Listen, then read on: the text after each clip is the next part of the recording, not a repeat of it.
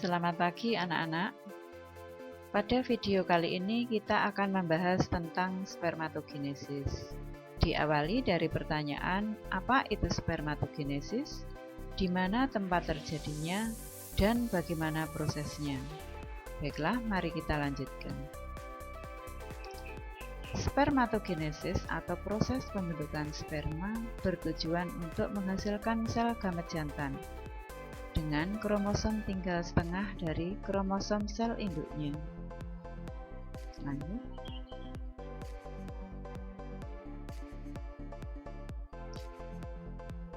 Proses spermatogenesis terjadi di dalam testis. Di dalam testis ini ada bagian yang disebut dengan tubulus seminiferus. Nah, di dalam tubulus atau tabung inilah terjadi proses pembentukan sperma atau spermatogenesis. Tubulus seminiferus kalau diperbesar tampak seperti gambar berikut. Sedangkan prosesnya dapat digambarkan pada bagian berikut ini. Diawali dari sel primordial, berdiferensiasi menjadi sel spermatogonium dengan kromosom 2N atau diploid.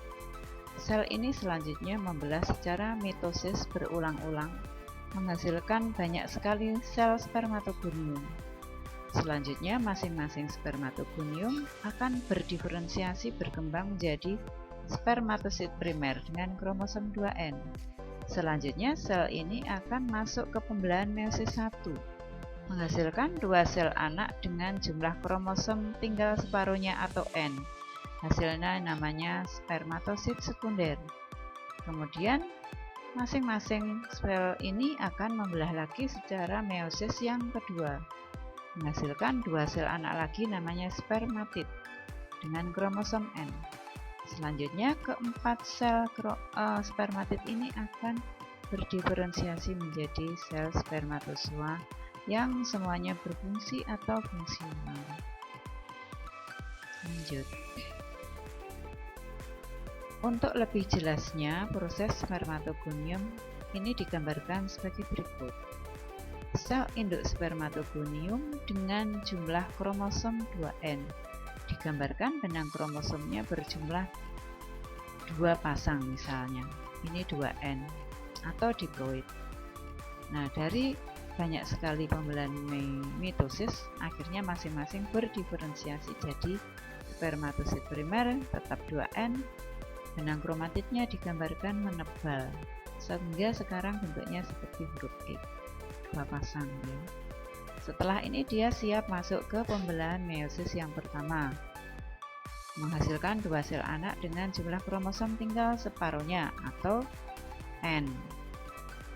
Selanjutnya, ini hasilnya yang namanya spermatosit sekunder ini masuk pembelahan meiosis 2, masing-masing menghasilkan sel anak lagi dengan kromosom tetap N, tapi benang kromatidnya mereduksi sehingga sekarang benang kromatidnya seperti sel induknya tetapi tinggal separuhnya. Nah, kemudian sel spermatid ini semuanya akan berkembang berdiferensiasi menjadi sel sperma yang keempat-empatnya fungsional. Berbeda dengan sel ovum, di mana pada proses oogenesis hanya satu yang berfungsi, tapi kalau spermatogenesis keempat-empatnya ini berfungsi. Oke, lanjut. Sekarang kita berbicara masalah hormon yang berperan dalam proses spermatogenesis. Ada dua hormon yang berperan.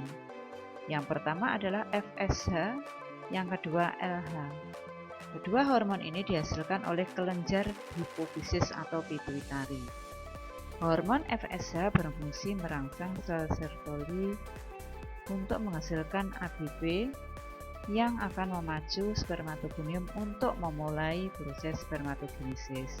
Sedangkan LH merangsang sel Leydig untuk menghasilkan hormon androgen atau testosteron yang berperan dalam memacu tumbuhnya sifat kelamin sekunder seperti tumbuhnya jambang, kumis, jakun, suara membesar, dada bidang, dan selanjutnya.